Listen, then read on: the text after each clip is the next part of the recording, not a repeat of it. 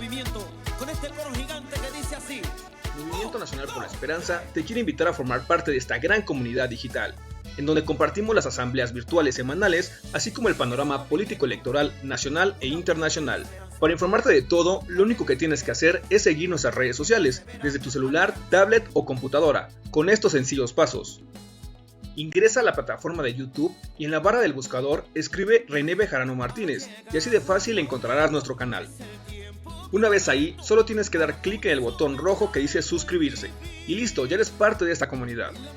Y recuerda activar la campanita en la opción que dice todas para que te llegue un aviso cada vez que subamos un nuevo video. Así de fácil, juntos estaremos construyendo esperanza por el buen vivir. Movimiento Nacional por la Esperanza.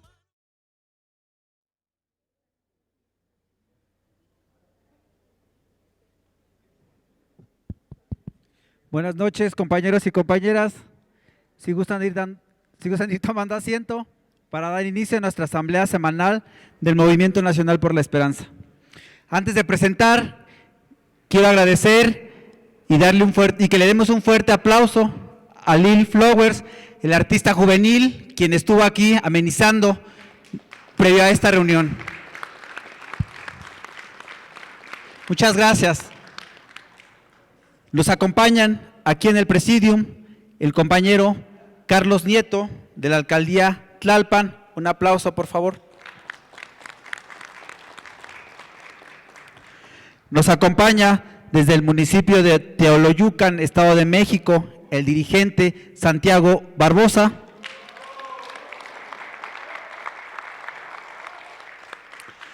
Ahora nos vamos hasta el norte del país. Desde el municipio de Ensenada, Baja California, nos acompaña la profesora Ana Sandés. Un aplauso. Bienvenido, bienvenida. También desde el municipio de Ensenada, Baja California, nos acompaña el profesor Cristian Castellanos.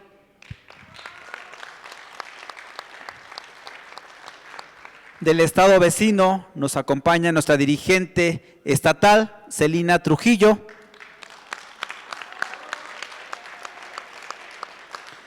También del estado vecino nos acompaña nuestra compañera dirigente del estado de Tlaxcala, Rocío Tapia.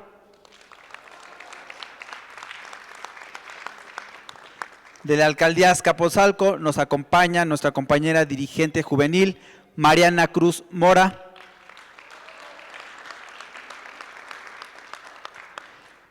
Nos acompaña nuestro enlace en el estado de Yucatán, el compañero Noé Flores. Y como cada 8 días, nuestro dirigente nacional, el profesor René Bejarano Martínez.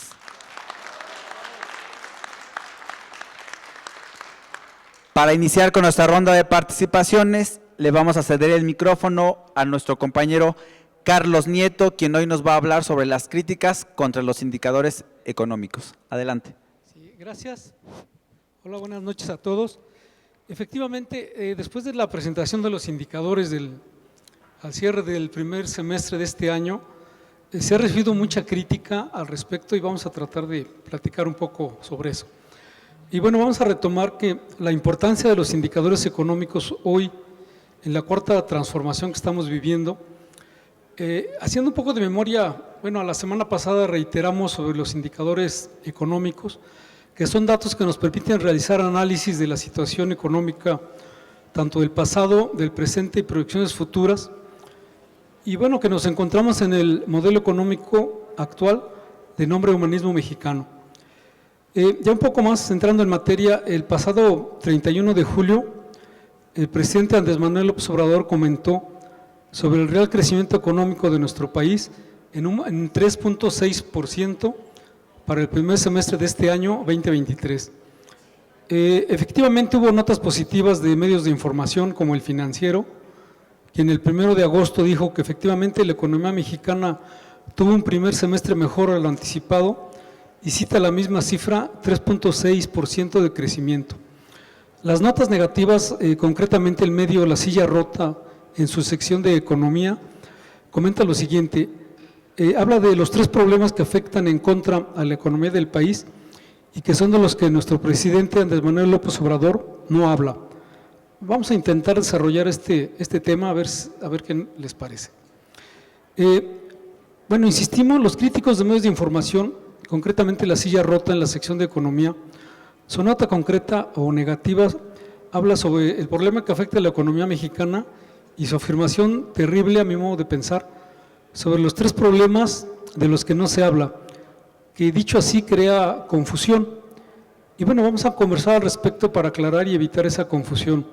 Efectivamente, el medio La Silla Rota afirma que hubo un buen crecimiento de la economía y esto, bueno, no se contrapone a lo afirmado por el presidente Andrés Manuel López Obrador del crecimiento del Producto Interno Bruto. Lo citamos la vez pasada en un primer indicador económico que aquí platicamos. Es decir, ahí este medio de información nos pone una estrellita, pero continúa y dice, sin embargo, siguen los problemas estructurales. Entonces, bueno, ahí ya nos pone un tache. Vamos a ver concretamente a qué se refieren con estos 3, a qué se refieren estos factores de los problemas estructurales que ellos nos dicen. Uno es la alta informalidad en el país, el rezago en la inversión fija bruta y la dependencia de las remesas del extranjero o los envíos de dinero como apoyo al consumo. Aquí vamos a tratar de discernir qué nos dice la realidad al primer semestre de este año 2023.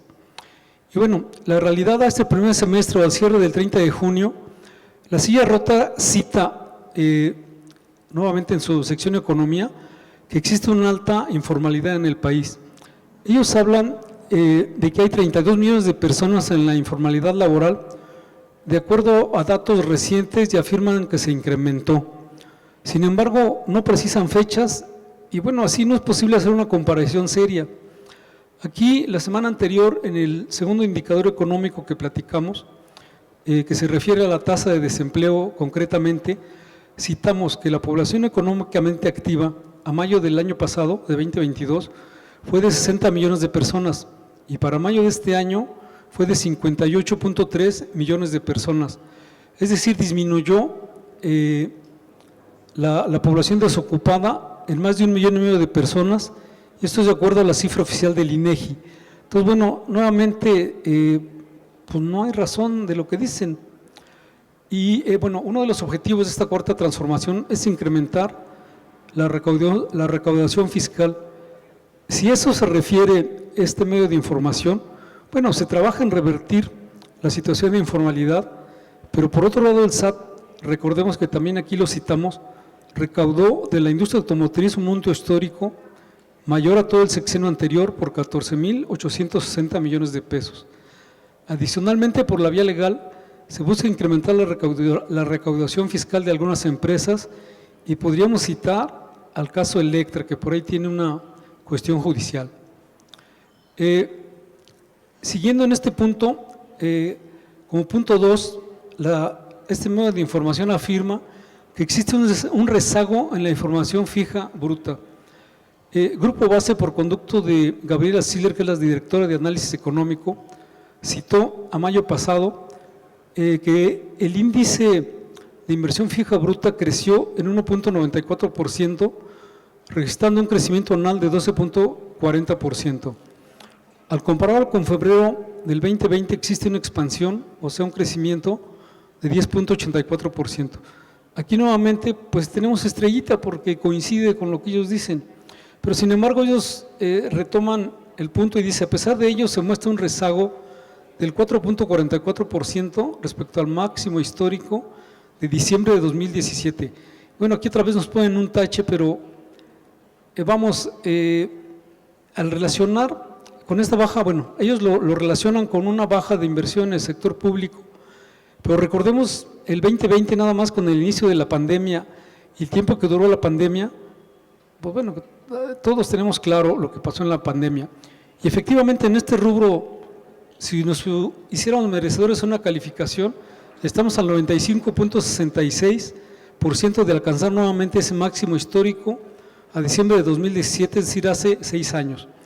Sin embargo, pues bueno, podemos afirmar que es una calificación aprobatoria y citemos otro medio serio como El Economista, dice lo siguiente al respecto. Cito textual del Economista: al primer trimestre del año 2023, la inversión fija bruta se expandió en un 9.5%, por arriba del nivel observado durante el primer trimestre de 2019. Se trata de la primera ocasión en que una lectura trimestral del indicador supera los datos comparables del año inmediato anterior a la pandemia. Es muy importante esta mención, puesto que sí deben ser las comparaciones. Y aquí somos nosotros y les vamos a poner estrellita a este periódico El Economista. Continúa diciendo, esto refleja una lentitud notable de recuperación en contraste con otros componentes de la demanda agregada, como son las exportaciones, y el consumo de los hogares que se recobraron plenamente desde 2001 y 2022 respectivamente, y esto de acuerdo a datos del INEGI. Recordemos que la fuente o el medio de información Silla Rota no cita fuente de sus datos. Continuando con esto, otro punto es la dependencia de las remesas del extranjero como apoyo al consumo. Aquí de igual manera esta directora Gabriela Siller afirma que las remesas no son un logro de la economía mexicana y habla de que en junio de este año el envío de remesas mostraron una contracción del 2.13%, ubicándose en 5.571 millones de dólares. Sabemos que efectivamente muchos de nuestros connacionales se encuentran fuera de nuestras fronteras por una condición laboral que desafortunadamente aquí no encontraron. Sin embargo, este medio, La Silla Rota, calla o tiene flojera de investigar en los gobiernos anteriores cuántos migrantes se generaron. Y bueno, lo más fácil es descalificar sin importar la forma. El envío de remesas efectivamente ayuda en mucho al dato que aquí enunciamos. México es hoy menos desigual que al inicio de la presente administración y nuevamente nuestra fuente es el INEGI. Continuando en este rubro, se hace una afirmación por parte de este medio, La Silla Rota, y habla de que en junio el envío de remesas se ubicó en 5.571 millones de dólares. Nosotros investigamos y el diario de San Diego Union Tribune, que se edita en español, en su nota del 1 de agosto dice lo siguiente: México recibió un récord de 30.238 millones de dólares de sus ciudadanos residentes en el extranjero durante el primer semestre de 2023, que es un aumento interanual del 9.9%. Esto contrasta la cifra de este medio, realmente pues no sabemos qué pasó. Y aquí la fuente oficial es del Banco de México. Con ello se dice de manera oficial que México superó por 2.722 millones de dólares los 27.516 recibidos en los primeros 6 meses del año pasado, que también se reportó una cifra histórica para un periodo similar. La remesa promedio individual entre enero y junio fue de 388 dólares, superior a los 366 del mismo periodo del año pasado. Es decir, podemos afirmar que existe confianza de nuestros connacionales y esto es un enorme reflejo de ello. Como conclusiones, La Silla Rota, su sección Economía y donde se refiere a estos 3 problemas de los que no se hablan y que afectan, pues aquí nosotros le vamos a poner tache porque no sabemos contra qué compara. Y bueno, la realidad es evidente de los indicadores que nosotros podemos afirmar que claramente hablamos de los temas con objetividad y seriedad y es falso que no se hable de ello. Aquí hicimos énfasis en que el 31 de julio nuestro presidente Andrés Manuel López Obrador lo comentó y bueno, pues tenemos estrellita nosotros. Por alguna razón tiene algunas imprecisiones por parte de este medio, La Silla Rota. Nosotros aquí únicamente damos seguimiento a los indicadores económicos y hoy simplemente lo clarificamos de forma objetiva y nuevamente podemos decir que este modelo económico actual de la Cuarta Transformación, llamado el humanismo mexicano, efectivamente funciona. Como comentario final y ya como notas económicas positivas, sobre el corredor del Istmo de Tehuantepec, que es para desarrollo industrial, no para especulación inmobiliaria, así lo afirmó la Secretaría de Economía, Raquel Buenrostro Vázquez, esta semana. Por otro lado, en otra nota económica, la región sur, lo que es Tabasco y Oaxaca, que después de décadas por fin logró competir en crecimiento económico contra el norte del país y evidentemente esto fue en el sector construcción derivado de los proyectos federales. Y bueno, respecto al dólar ha habido cambios efectivamente. Al día de hoy, 8 de agosto de 2023, se cotiza en 17 pesos con 0,6 centavos. Se encuentra ligeramente por arriba de los 17 pesos, es un cambio, no es nada del otro mundo. Al 4 de julio de este año estaba en 17.05, es decir, pues bueno, se encuentra en un rango normal y aquí la fuente es el $.info. Muchas gracias. Muchas gracias, compañero Carlos Nieto. Y como diría el gran célebre, ningún chile les embona a los de la silla rota. Ahora, para continuar, le cedemos el micrófono a nuestro compañero Santiago Barbosa. Adelante. Buenas noches, compañeros. Con el gusto de presentarme aquí, agradezco al Presidium, al profesor René Bejarano, por darme la oportunidad aquí en esta presentación. También agradezco a la licenciada dirigente estatal, Celina Trujillo. Les quiero informar que el sábado 5 de agosto tuvimos un evento en el municipio de Teoloyucan, Estado de México, un municipio histórico, un municipio que siempre se ha caracterizado por ser de la izquierda, más sin en cambio en el 19 encabezó pues la alcaldesa, hizo un mal gobierno y el PRIAN recuperó en el 21. Entonces, ahorita tenemos la gran oportunidad de recuperar el municipio. Quiero informarles que el Movimiento Nacional por la Esperanza en el municipio de Teoloyucan está consolidado, está fuerte, está listo y está preparado para coordinar los trabajos, si la suerte nos favorece, en el municipio. Estamos conscientes y sabemos que Teoloyucan está para recuperar Morena, el municipio, en el 24. Los ciudadanos hemos hecho un trabajo, aquí me acompañan algunos compañeros, están aquí de este lado, de Teoloyucan, gracias.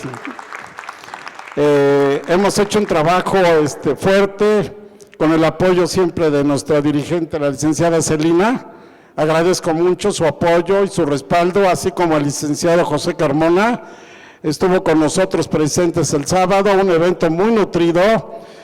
Muchas felicitaciones de los municipios de Tepozotlán, liderazgos inclusive de Morena, de otros equipos políticos, de la licenciada Celina, inclusive de la Ciudad de México, amigos, compañeros. Pues sí, les quiero informar que estamos preparados, estamos fuertes y pues queremos encabezar Movimiento Nacional para la Esperanza, la coordinación municipal para el 24 y recuperar la presencia municipal. Muchas gracias, hasta luego, bye. Muchas gracias, compañero Santiago Barbosa, por esta información. Y ahora, para un saludo, nos vamos hasta Ensenada, Baja California, y le cedemos el micrófono al compañero profesor Cristian Castellanos. Buenas noches, muchas gracias. Agradecerle al profesor René aquí por la invitación, venir a visitarlos. El Movimiento Nacional por la Esperanza sigue avanzando en Ensenada, buscando consolidarlo. Vamos por buen camino, tenemos un gran líder y eso es lo que estamos buscando. Un gran saludo de todo Baja California también para todos y pues aquí estamos siguiendo adelante. Profe, lo esperamos por allá muy pronto, la invitación está hecha y pues muchas gracias por parte de todos. Muchas gracias, compañero Cristian Castellanos, por este mensaje. Ahora nos vamos hasta el estado de Tlaxcala y le cedemos el micrófono a nuestra compañera Rocío Tapia. Gracias, muy buenas noches. Pues reciban un cordial saludo de nuestro bello Tlaxcala. Gracias, profe, por esta invitación. Decirles que pues cada día estamos haciendo la diferencia en el Movimiento Nacional por la Esperanza, pues ya que tenemos un buen mentor, un buen maestro y hacer nuevos rostros, prepararnos también para el evento con jóvenes el día 18 de agosto, que es muy importante también para nuestros jóvenes su participación y por qué no decirlo, Apizaco con la Nueva Esperanza, ahí con nuestro ingeniero Galaviz. Dice, hay un lema que decía el profe René, Apizaco avanza con la Nueva Esperanza y todos más de 300 compañeros es lo que estamos haciendo en lucha, en la gestión y visitando, profe, hoy a las viudas, a los jóvenes y que es el trabajo arduo que nos ha enseñado nuestra profesora Dolores Padierna y aquí nuestros dirigentes, el profe René Bejarano. Y pues, ¿qué les puedo decir? Una gran líder, una gran compañera, la compañera Cele, decirles que admirable y yo es lo que veo, agradezco sobre todo, y que algún día Tlaxcala brillará por la nueva esperanza. Muy buenas noches. Muchas gracias por este mensaje, compañera Rocío Tapia. Ahora le cedemos el micrófono a nuestra compañera Mariana Cruz Mora. Muy buenas noches, compañeros. Les saludo a quienes nos acompañan también vía remota y a quienes nos acompañan aquí. Agradecer a este presidium porque creo que siempre aprendemos algo de cada uno, y agradecer también al profe René porque creo que lo que ha hecho es justamente mantener a este movimiento unido. Y el día de hoy me gustaría transmitirles tanto el agradecimiento del compañero Fernández Sánchez Reina como el de la compañera Carmen Vera, que este fin de semana organizaron una gira por el estado de Hidalgo. Y el propósito justamente de esa gira fue que viéramos las diferentes realidades que se viven en nuestros municipios, porque a veces pareciera que damos por sentado que México es homogéneo, que México es uno solo y que hay necesidades que siguen sin contemplarse. La misma necesidad de transmitir esta hambre política, la misma necesidad de que cada vez más los jóvenes, las mujeres, se inserten dentro de la política mexicana es importante. Contemplar a las comunidades que hablan otras lenguas, como tuvimos la oportunidad de contemplarlo allá, de contemplar el dialecto, de contemplar una cosmovisión diferente a la que tal vez nosotros tenemos aquí a diario, es riquísimo. Y agradecer a los compañeros, a la compañera Celina, a todos los compañeros que nos han invitado a trabajar dentro del territorio y a ver muy de cerquita cuáles son esas diferentes realidades de nuestro México por estado, porque a veces dentro del mismo estado de México que está tan cerca, por municipio varía amplísimo el cómo ven y cómo viven el día a día. Creo que sería una combinación no solamente para quien el día de hoy está en el movimiento, sino para quien posteriormente se va a integrar y tiene interés de formar no solamente parte de las filas de Morena, sino parte de las filas de esta izquierda que también está en constante cambio, de que sigamos haciendo esa nueva esperanza, de que no perdamos esa esperanza en que el cambio es posible, y es posible por medio del trabajo de campo, de seguirnos preparando día a día con capacitaciones y sobre todo de mantenernos en unidad. Muchas gracias, buenas noches. Muchas gracias, compañera Mariana Cruz Mora, por este mensaje. Ahora le cedemos el micrófono a nuestro compañero Noé Flores. ¿Qué tal, compañeros, compañeras, presidium, profesor? Muy buenas noches a todos. Pues seguimos en el Movimiento Nacional por la Esperanza, construyendo un mejor futuro para nuestro país, enfrentando grandes retos y desafíos que requieren de nuestra unidad y compromiso para superarlos. Sin embargo, también estamos convencidos que la esperanza es el cambio y es posible si trabajamos juntos y nos esforzamos por alcanzarlo.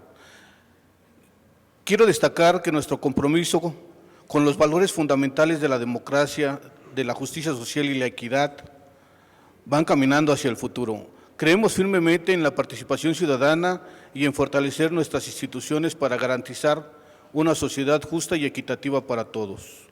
Nuestro movimiento se basa en escuchar y representar las voces de todos los sectores de la sociedad. Queremos ser la voz de aquellos que han sido ignorados y olvidados, de aquellos que enfrentan desigualdades y discriminación. Nos comprometemos a luchar contra la pobreza, la corrupción y la exclusión social. En el ámbito económico, apostamos por un modelo que promueva el desarrollo sostenible, la generación del empleo digno y la distribución equitativa de la riqueza. Trabajamos para fomentar la inversión productiva, apoyar las pequeñas y medianas empresas y promover la innovación tecnológica. En el ámbito educativo, consideramos que la educación es la base principal para el desarrollo de cualquier sociedad. Nos comprometemos y seguimos trabajando, impulsando una educación de calidad, equitativa y accesible para todos, desde la educación inicial hasta la educación superior. Apostamos por fortalecer la formación técnica y profesional, así como promover la educación multicultural y la inclusión de personas con discapacidad. En cuanto a la salud, trabajamos conjuntamente para crear un sistema de salud integral de calidad y nos comprometemos a garantizar el acceso universal a servicios de salud, a fortalecer la prevención y promoción de la salud, así como mejorar la atención de enfermedades crónicas y el acceso a medicamentos y tratamientos. Por último, pero no por menos importante, compañeros, queremos destacar nuestro compromiso con la protección del medio ambiente y la lucha contra el cambio climático. Nos comprometemos a promover energías limpias y renovables, a impulsar políticas de conservación de nuestros recursos naturales y trabajar de la mano con la comunidad internacional para combatir el calentamiento global.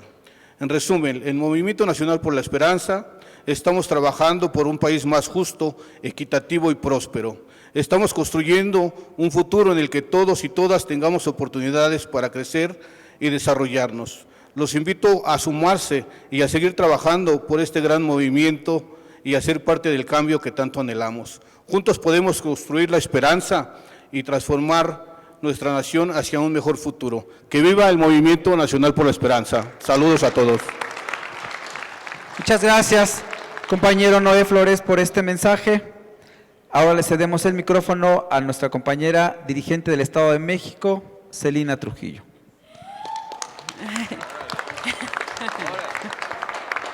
Muy buenas noches, compañeras, compañeros. Es como siempre un placer compartir con ustedes esta asamblea semanal y muy rápido comentarles lo que ha sucedido en el Estado de México en cuanto al Movimiento Nacional por la Esperanza. Como ya se planteó aquí, tuvimos en realidad 3 eventos como movimiento, uno en Zumpango, en Teoloyucan y estuvimos en Ixtlahuaca.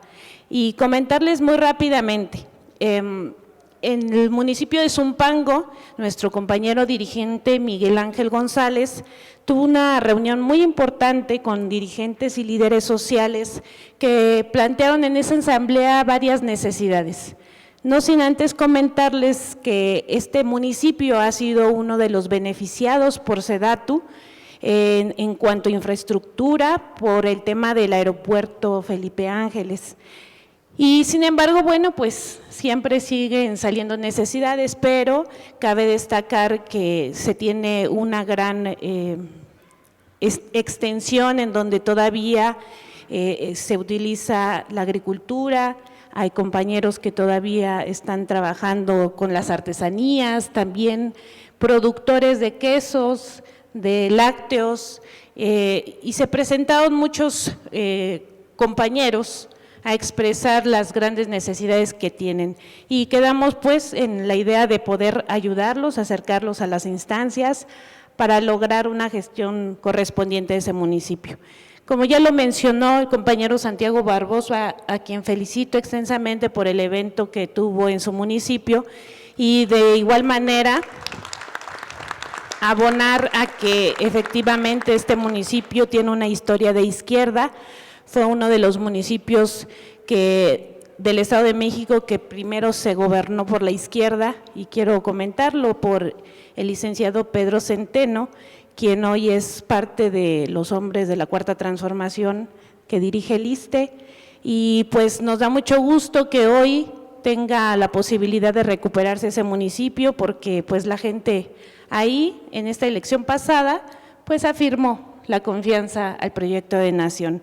Y también pues estuvimos en Ixtlahuaca con el compañero regidor Bernardo Vázquez, a quien le mandamos un saludo enorme, y la idea es que me pidió que viniera con el profesor, que le pidiera una fecha para poder hacer una muy buena asamblea.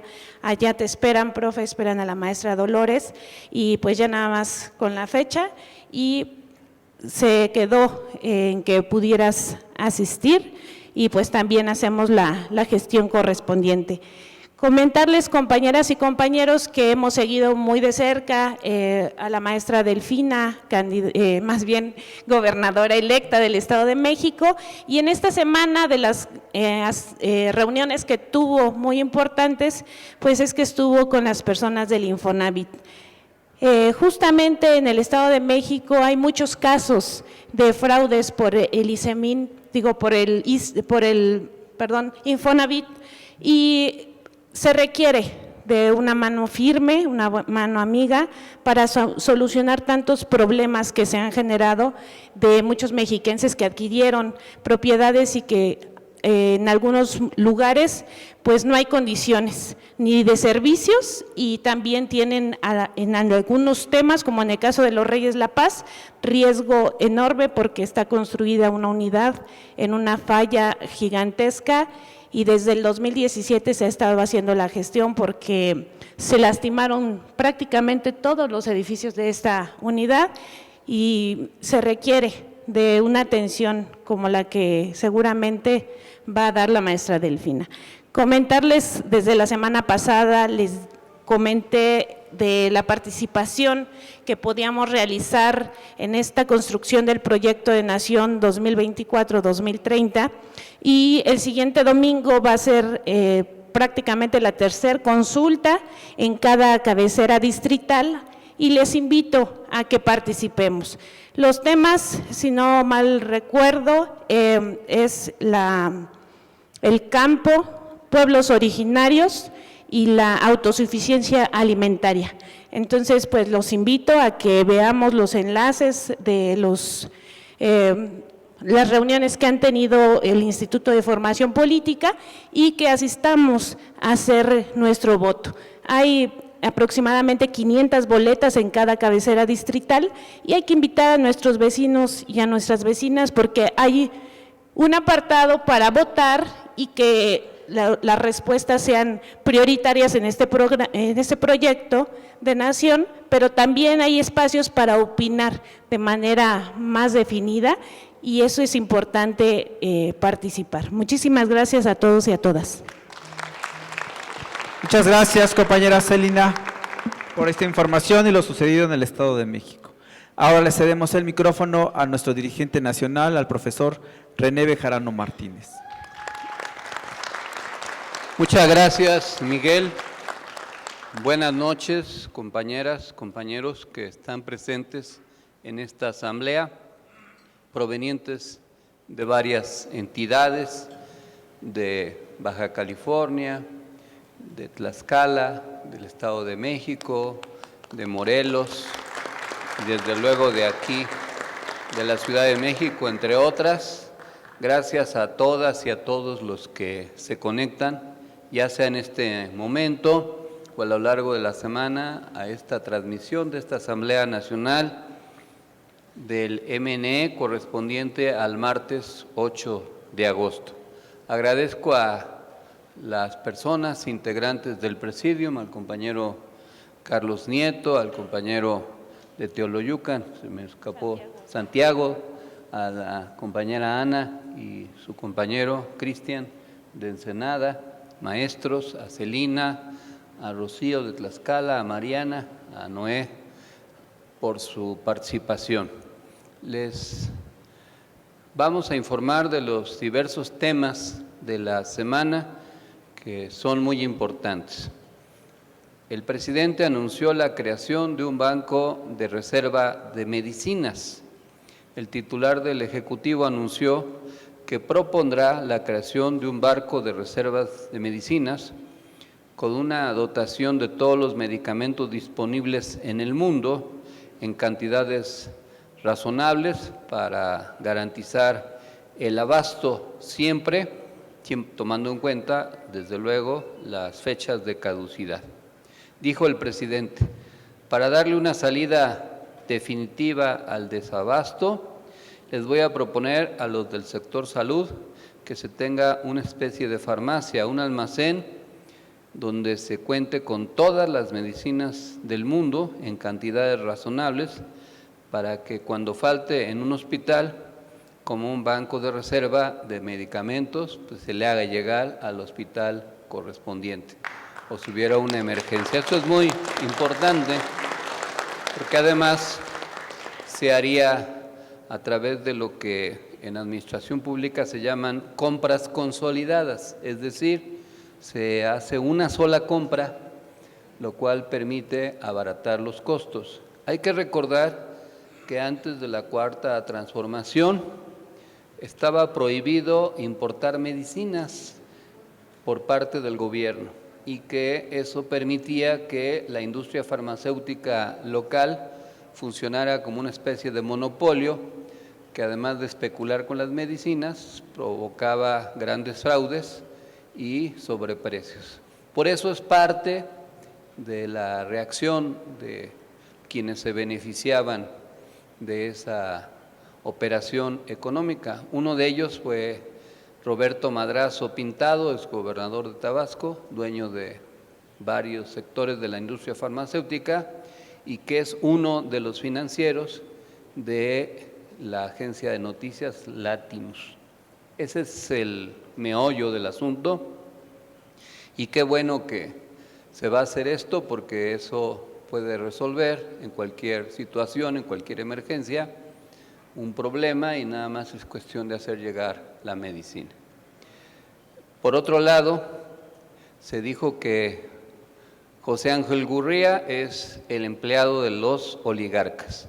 El presidente Andrés Manuel López Obrador exhibió que es inexplicable, sorprendente, único y excepcional que José Ángel Gurría, exsecretario de Hacienda en el sexenio de Ernesto Zedillo, promotor del Fobaproa, sea quien encabece el proyecto de nación de la oposición. El mandatario cuestionó si acaso no había otra persona para el encargo y recordó que Gurría cuenta con una pensión vitalicia de 124,000 pesos mensuales desde los 43 años, aunque solo trabajó un año en Nacional Financiera. Ese es el tipo de privilegios que están defendiendo y Gurría pues es el verdadero representante de los intereses de la oposición. En otro tema, el presidente López Obrador criticó la poca difusión que hicieron los medios de comunicación a las cifras del INEGI que demuestran la disminución de la desigualdad y la pobreza en México. En 2022, los ingresos de las familias con menos recursos crecieron 19.9% entre el 27 y 30 de julio. Los medios tomaron como principal tema los homicidios en el país y dejaron en octavo lugar las cifras del INEGI, porque este tema les contradice su narrativa de que el gobierno no está funcionando cuando es exactamente al revés. En otro tema, el titular del Ejecutivo condenó la campaña de TV Azteca contra los nuevos libros de texto gratuito de la SEP, refirió que es un rechazo por consigna y aclaró que los nuevos contenidos están muy bien hechos, pues fueron elaborados por especialistas, pedagogos y maestros. Es mucho conservadurismo, dijo el presidente. Ven comunistas por todos lados. La mentira es reaccionaria, la verdad es revolucionaria. Y por eso es que, a partir de hoy, la titular de la SEP, la maestra Leticia Ramírez, encabezará conferencias vespertinas para informar sobre el contenido de los nuevos libros de texto gratuitos para evitar la manipulación que ejercen los medios corporativos. Dijo el presidente, es una facultad del Ejecutivo lo de la elaboración de los libros de texto. Está en el artículo 3º constitucional. Informar a la gente va a ayudar mucho, porque si son nada más gritos, no, campaña en contra, pues pueden llegar a confundir. Por eso es importante poner por delante la verdad que nos hace libres. En los chats del MNE empezamos ya a difundir un link para que quien decida pueda conocer el contenido de todos los libros de texto.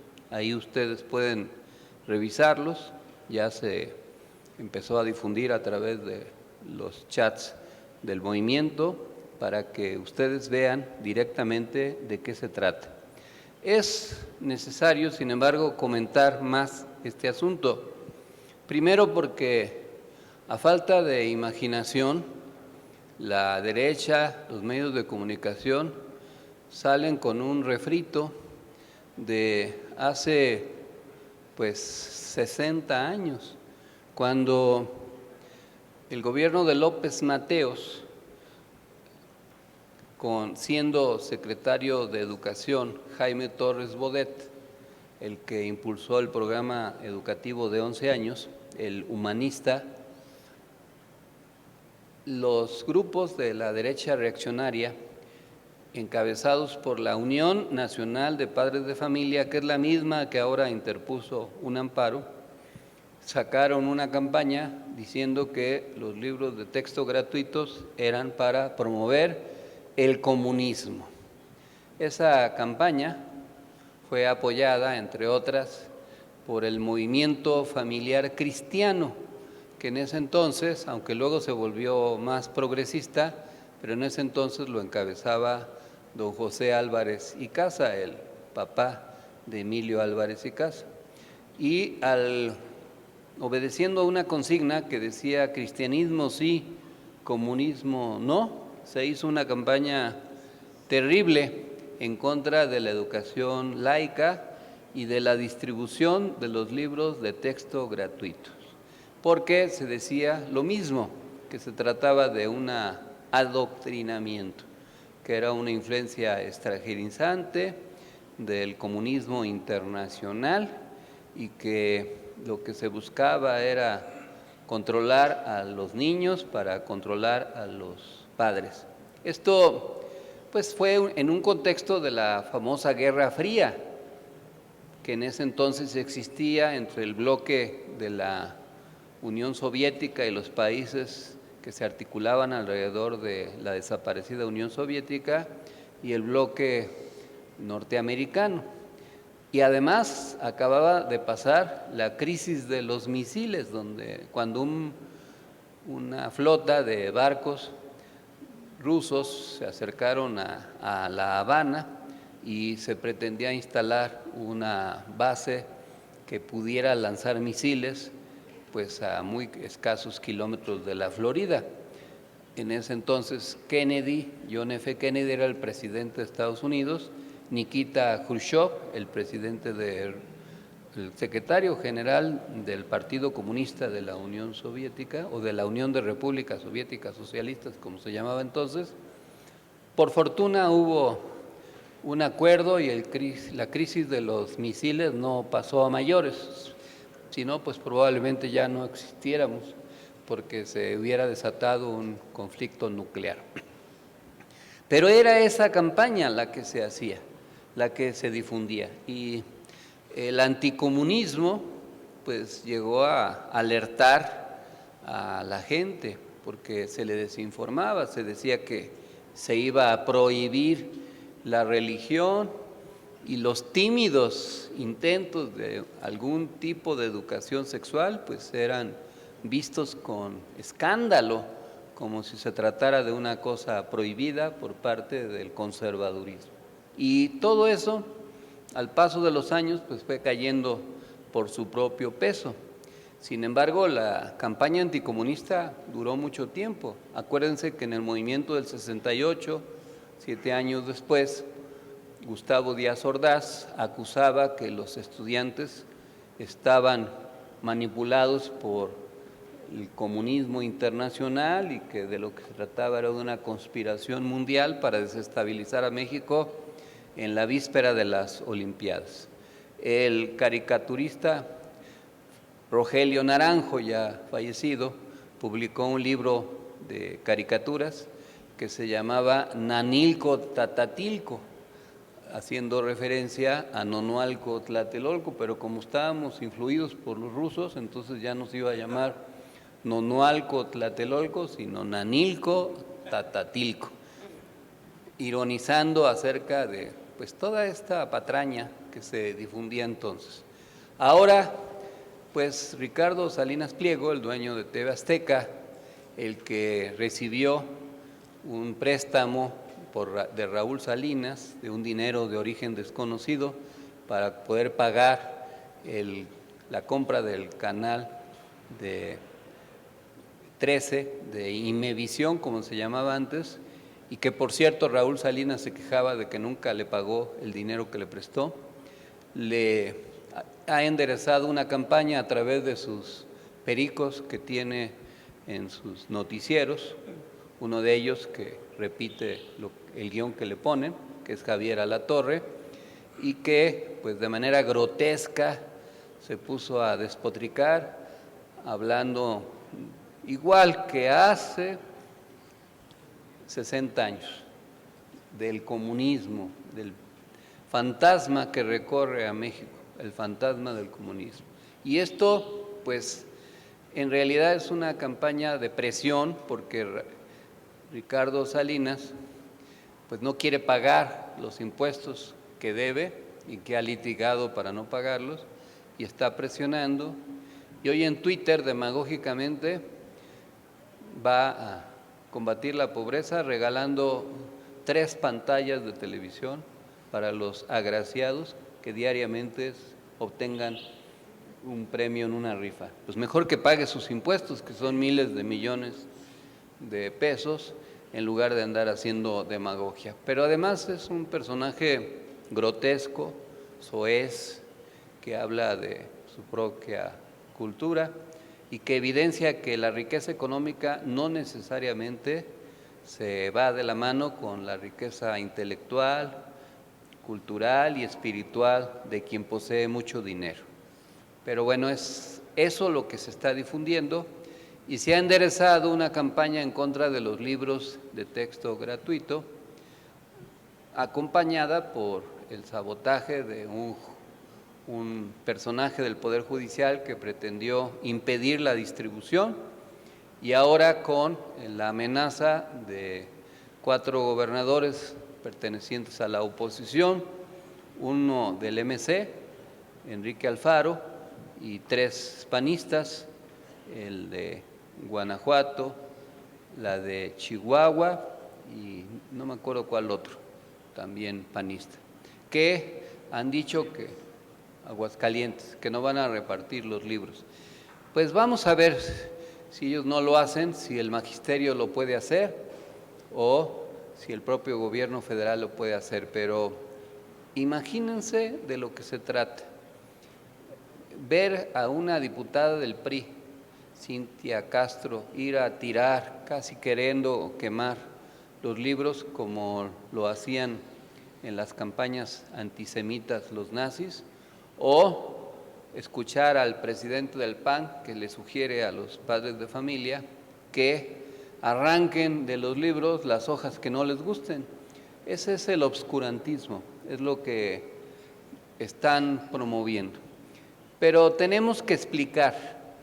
Les sugiero que escuchen las conferencias que a partir de hoy se dieron, que revisen los libros, que se involucren para poder defender y desmentir, defender el contenido. La ciencia educativa evoluciona, no se puede enseñar siempre de la misma manera, no podemos repetir los métodos de alfabetización, por ejemplo, de aquella época de Gregorio Torres Quintero, mediante el método que muchos aprendimos a escribir, las onomatopeyas, esas de R con R cigarro, R con R barril, rápido ruedan los carros cargados de azúcar del ferrocarril, o ese oso se asea, etcétera, que era un método que se usó y que sirvió, pero pues la pedagogía también evoluciona, los mecanismos de transmisión de conocimientos, la enseñanza de las matemáticas también evolucionan, y no se debe regresar al método memorístico con el que muchos de nosotros fuimos enseñados. Acuérdense que nos hacían recitar las tablas de multiplicar, y en la enseñanza de la historia, pues básicamente se trataba de aprenderse nombres y fechas y lugares. Yo todavía me acuerdo de los exámenes de geografía en donde nos preguntaban las capitales de los países y los repetía uno como letanía. Ya incluso algunos algunas capitales dejaron de serlo, pero todavía me acuerdo, y eso no tiene la utilidad que tiene razonar el conocimiento, aprender más que a memorizar, a comprender. Pero se generan infundios a través de los medios de comunicación y una campaña de descalificación, y otra vez es el chavismo, otra vez Venezuela, ahora es el comunismo y al rato todo lo que tenga que ver con la cultura progresista. Y el conservadurismo pues también tiene rechazo a la educación emocional y la educación sexual, que es muy importante para el equilibrio emocional de las personas. Negar la sexualidad y no explicarle a los niños y a las niñas cómo funcionan los aparatos reproductivos de los seres humanos, pues a veces conduce, por ejemplo, al embarazo adolescente, que es un grave problema que se padece en algunas comunidades. Y así podríamos desglosar muchísimas cuestiones. Yo les pido que ganemos esta campaña, que terminemos convenciendo, porque lo más importante del trabajo educativo es la materia de trabajo, es decir, la concientización. Y claro, también les molesta que ahora se hable de cuestiones que antes se ocultaban, como por ejemplo la masacre del 2 de octubre del 68 o el fraude electoral de Calderón y otras muchas cuestiones que en el modelo tradicional de comunicación y de ver la historia pues no se explicaba adecuadamente. La concientización es el principal mecanismo para defender la transformación. No se puede sobornar a una persona que tiene muy firmes sus convicciones. Cuando las convicciones son endebles es cuando se manipula su conducta político-electoral. Yo les digo en las comunidades, luego voy, si las convicciones son muy fuertes, pues no hay despensa o dinero que alcance para cambiarles sus convicciones. O yo les pregunto a los pueblos, ¿o ustedes por una despensa o por 2,000 pesos o 1,000 pesos son capaces de cambiar de religión? Pues claro que no. ¿Por qué? Porque la religión, la convicción religiosa es muy íntima, es la que sea, está muy compenetrada en el espíritu, en el alma, en la mente de quien la profesa. Y no por una despensa alguien va a dejar de ser evangélico, metodista, presbiteriano, católico o brujo o maometano, lo que quiera ser. Cada quien tiene sus convicciones. Pues para que la transformación sea irreversible, igual tenemos que fortalecer la concientización, porque es el mecanismo para defender el movimiento progresista. Y claro, la educación, pues, es una parte fundamental, diría José Martí, que un pueblo culto es un pueblo libre. Y las televisoras que prefieren utilizar su poder de comunicación para mantener a la gente atenta a reality shows insulsos, verdaderamente irrelevantes, grotescos, incluso tontos, o que cambiaron las conferencias en su tiempo de Octavio Paz por los programas de Adal Ramones, es lo que difunden. Si las televisoras realmente fueran preocupadas por la educación del pueblo, deberían cambiar sus contenidos enajenantes, sus mecanismos de transmisión ideológica, de promoción de estereotipos racistas, clasistas, o sus eventos cargados por violencia que van en contra de la cultura de paz. Pero a ellos no les interesa una educación liberadora, al revés, les interesa un control, y para eso utilizan su poder. Llegará el tiempo en que la transformación se consolide y se pueda hacer una reforma constitucional y el Estado, que es el representante del pueblo, pueda recuperar el control de los medios de comunicación, que al final de cuentas funcionan como una concesión del pueblo hacia sectores privados, porque la Constitución claramente dice que el espacio de comunicación es propiedad de la nación y los concesionarios son eso, permisionarios que usufructan un derecho de la nación.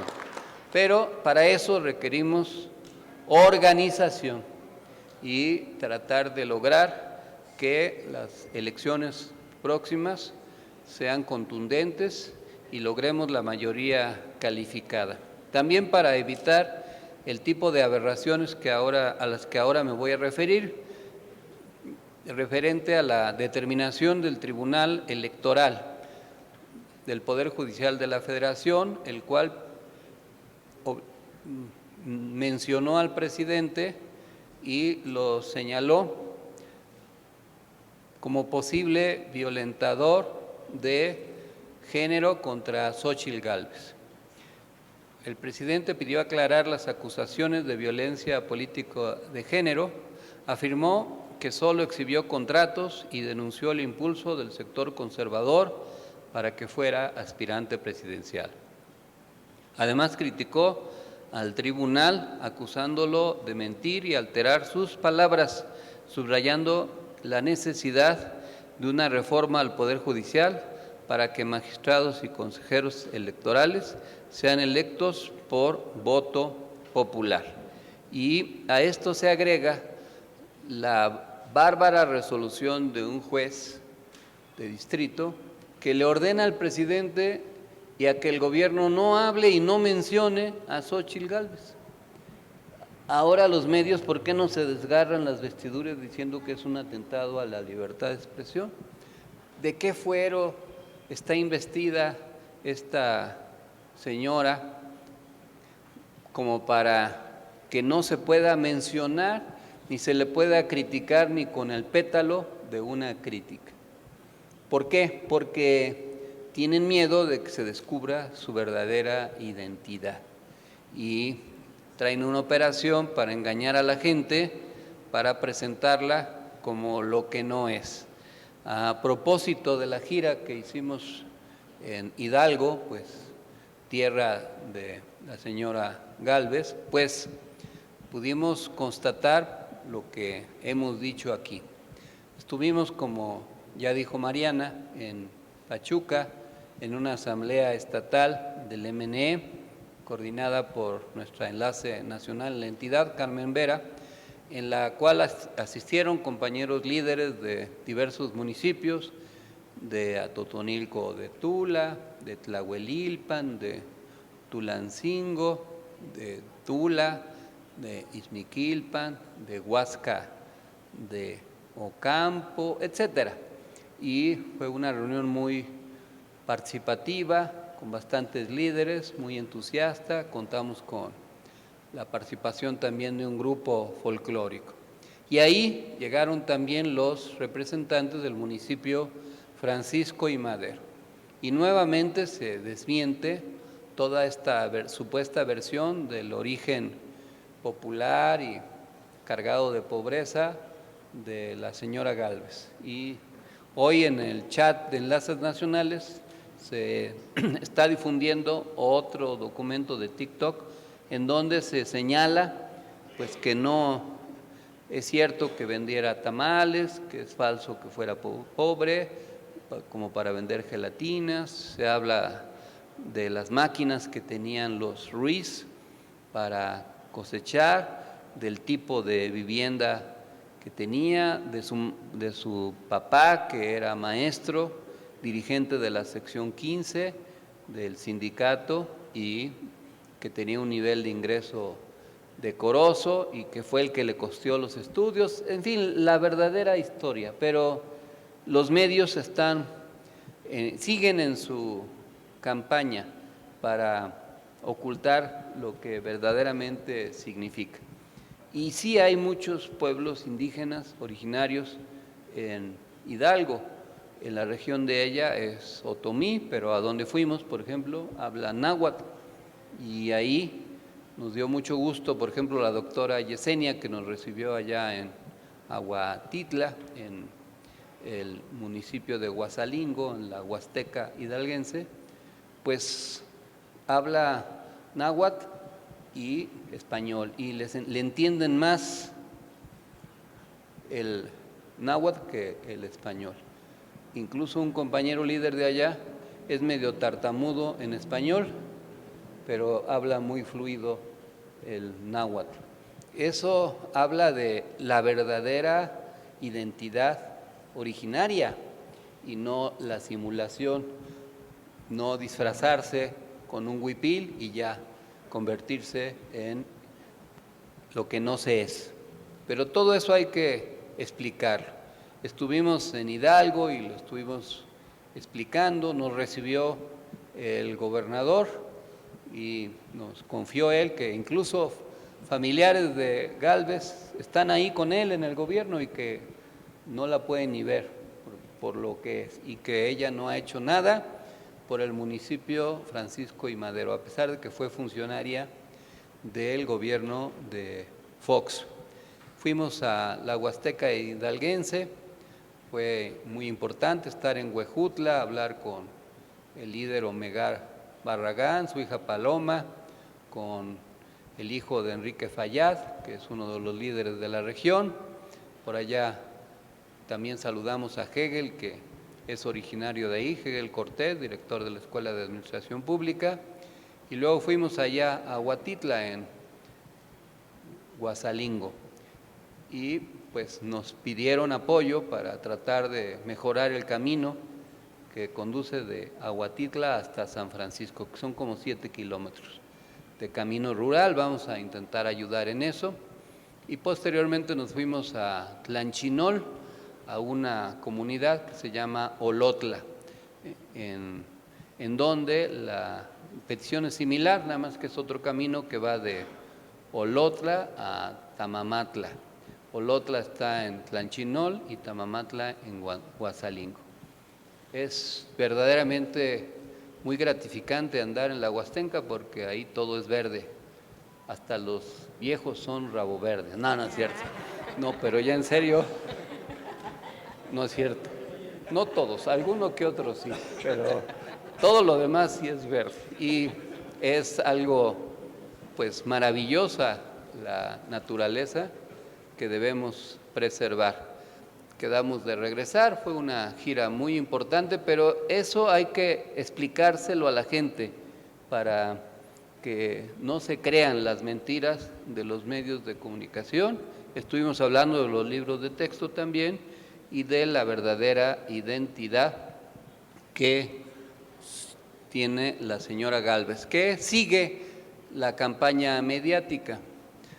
Me comentaban los compañeros de Sinaloa, nosotros hicimos hace poco una asamblea que no cupo la gente en un salón de actos, en un hotel, antes se llamaba Ejecutivo, ahora se llama Wyndham, y pues no cupieron los compañeros del MN. Ahí mismo llegó Gálvez en estos días y ni siquiera llenaron las sillas.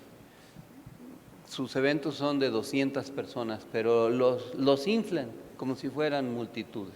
Hacen tomas de unos cuantos cerca de ellos para que no se vea el verdadero aforo, pero es toda una campaña mediática. Y claro, pues tiene de por medio una imposición que está en curso, aunque no deja de haber contradicciones y dudas, porque toda esta campaña ya está haciendo crisis al interior del PRIAN-RD, porque uno de los precandidatos, Juan Luis Preciado, que llevaba 29 años de panista, renunció al PAN denunciando que es una farsa que ya decidieron imponer a Gálvez, que se lo dijo Marco Cortés, el presidente del PAN, y que todo lo demás es un cuento. Y también es un cuento lo de las firmas, porque pues de la noche a la mañana ya todos juntaron 150,000 firmas. Pues yo me acuerdo de en el PRD, cómo inventaban elecciones los chuchos. Entonces son especialistas de decir que hay 500,000 firmantes. Me acuerdo que en algunas elecciones internas los chuchos obtenían más votos que habitantes había en algún municipio, porque le daban vuelo a la imaginación. Pues ahora, pues para inventar que Silvano Aureoles ya tiene firmas, pues basta con apretar unas teclas y ya. Pero traen sus contradicciones, porque les puede resultar contraproducente, porque por más que estén inflando a la señora Gálvez, tarde o temprano se va a ir desinflando. Y algunos partidos pues se sienten en desventaja, particularmente el PRI, porque si el PAN pone, aunque Gálvez diga que no es de ningún partido, es obvio que es panista, si el PAN pone la candidatura a la presidencia y las principales candidaturas a las gubernaturas, pues el PRI puede hasta perder el registro. Y en el PRI hay un debate interno de si les conviene ir en esa alianza, y están en el debate acerca de si es pertinente. Y claro, está la otra lucha que se va a dar al interior del MC entre el alfarismo, que quiere apoyar a Gálvez, y la posición de Dante Delgado, que está tratando de convencer a Luis Donaldo Colosio. Y veremos si se mueven o no las alianzas y quién sobrevive y quién no en las aspiraciones de las candidaturas. Pero eso es lo que sucede en el PRI-PAN-RD. Tenemos que revisar lo que pasa en la otra posibilidad, que es la alianza Morena-PT Verde. Faltan solo 3 semanas para que se haga la encuesta.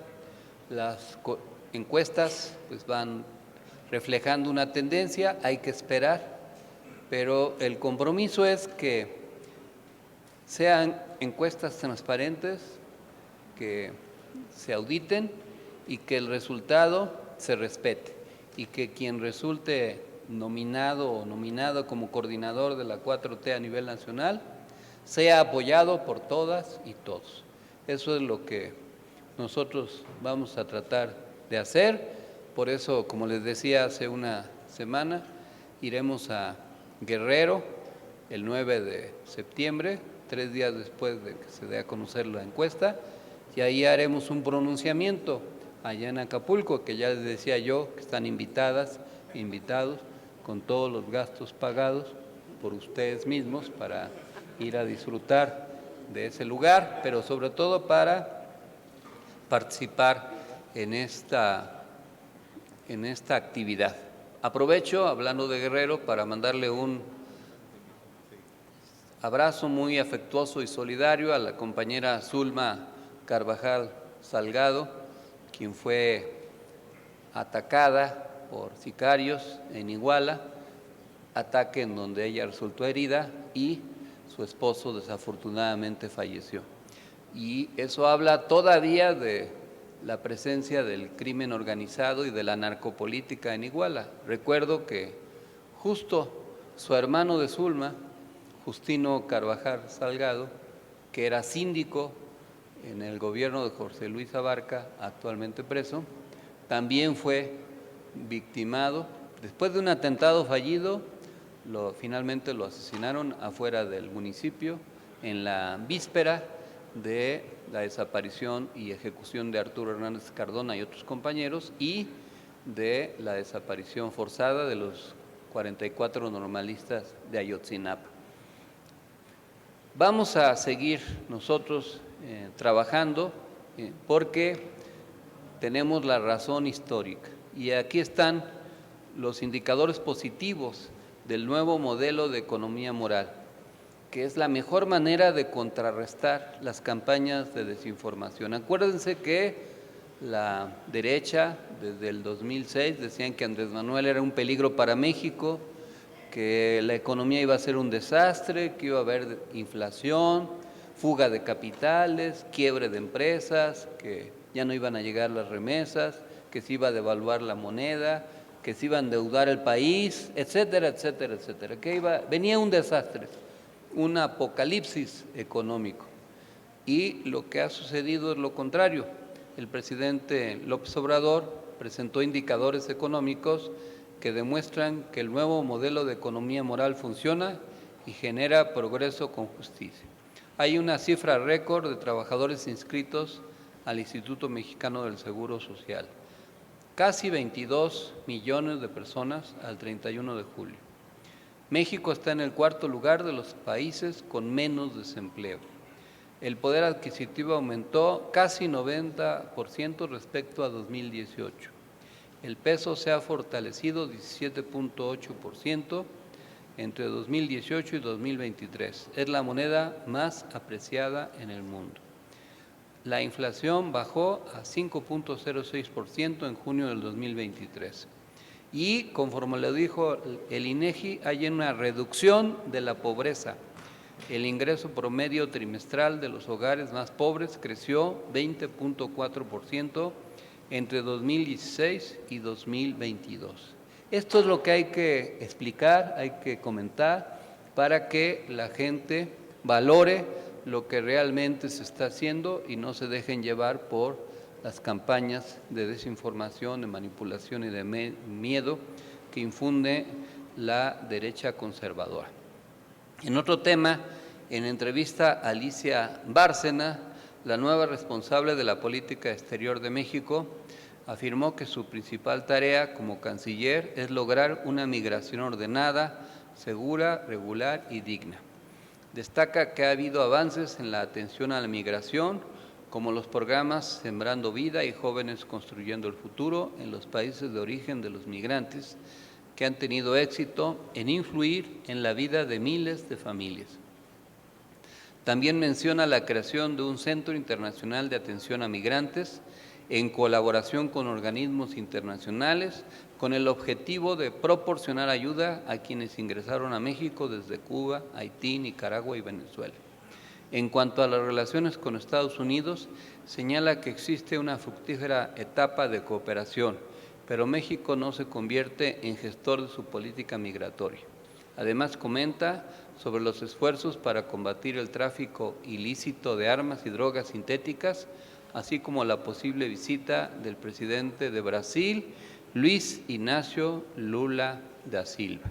Hay varios temas que están en el área internacional que hay que mencionar. Quiero mencionar solo dos de ellos. Uno, la crisis que se está viviendo en Colombia por las acusaciones que hay en contra del gobierno de Gustavo Petro, porque presumiblemente uno de sus hijos recibió dinero ilícito para financiar una campaña. Y esto pues tiene que ver con un tema recurrente en las campañas electorales que hemos abordado en otros momentos. Y el otro es el proceso electoral que se avecina en Ecuador. Recordemos que en Ecuador, durante muchos años, 12, gobernó Rafael Correa a través de un modelo que se llamó la Revolución Ciudadana, que triunfó, pero luego hubo una traición de Lenín Moreno que le dio la espalda al proyecto de la Revolución Ciudadana, que llevó al exilio a Correa, encarceló al vicepresidente y persiguió a ese partido. Y eso ocasionó que llegara al poder la derecha a través de Lazo, que tuvo que adelantar las elecciones por los actos de corrupción y la ingobernabilidad que se vive en el país. Hay unas elecciones anticipadas ahora en agosto y las encuestas arrojan que es muy probable que la candidata, la compañera Luisa, de Revolución Ciudadana pueda ganar. Ya veremos qué resultado hay, lo mismo que en Guatemala, para ver cómo se mueve la geopolítica. Ojalá la izquierda recupere el poder en Ecuador, porque eso también puede consolidar el cambio democrático en todo el continente. Como ya les mencioné, pues fuimos a Hidalgo, ahí les mandamos algunas fotos de la visita, me coronaron con unas flores muy bonitas. La encuesta de aprobación presidencial de Mitofsky arroja un leve descenso, aunque quise yo presentar el resultado de otra encuesta porque el propio financiero habla de otro resultado, que no difiere mucho, pero que es alrededor del 60% de aprobación presidencial. Les mandamos el cuadro de análisis político de los hechos que generan abonos tácticos, equilibrios, contrapesos y mermas coyunturales para que ustedes hagan el análisis político, y les recordamos de algunas de las actividades más importantes próximas. El sábado próximo tenemos una asamblea de dirigentes de la Coordinación Estatal de Dirigentes del MNE en Tabasco. Creo que sí se pudo meter la convocatoria, ¿no? Ahí estaremos en Villahermosa. Íbamos a ir a Iztacalco mañana, pero se empalmó con un evento de Claudia Sheinbaum, entonces el evento en Iztacalco va a ser el 16, miércoles 16, o sea, de mañana en 8. Tenemos la visita a Durango el 18 y 17 de agosto. Llegaremos a La Laguna a través de Torreón, haremos eventos en Lerdo, Durango, y después nos iremos a la capital. Tendremos evento en Durango capital, en un municipio que se llama Vicente Guerrero. Nos reuniremos con los líderes de Nuevo Ideal, etcétera, para fortalecer también el trabajo ahí en esa entidad del norte del país. Y así vamos a seguir fortaleciendo el trabajo de organización. Es importante que ustedes, en la medida de sus posibilidades, también lo hagan. Como informó Celina aquí, en los eventos que llevaron a cabo en el Estado de México o las actividades que comentó el compañero Cristian en Ensenada y así en otros lugares, que se siga fortaleciendo el trabajo de la Nueva Esperanza por el Buen Vivir como parte de la Cuarta Transformación. Eso es lo que rinde frutos, tarde o temprano. Es como la labor del agricultor. El que siembra y cuida lo que siembra, termina teniendo buenas cosechas. Es la época de sembrar, que es el equivalente a la organización, y vendrá la época de cosechar.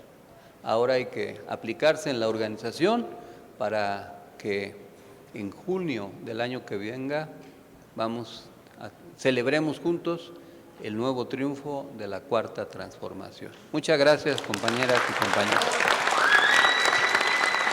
Para concluir nuestra asamblea semanal, nos ponemos de pie.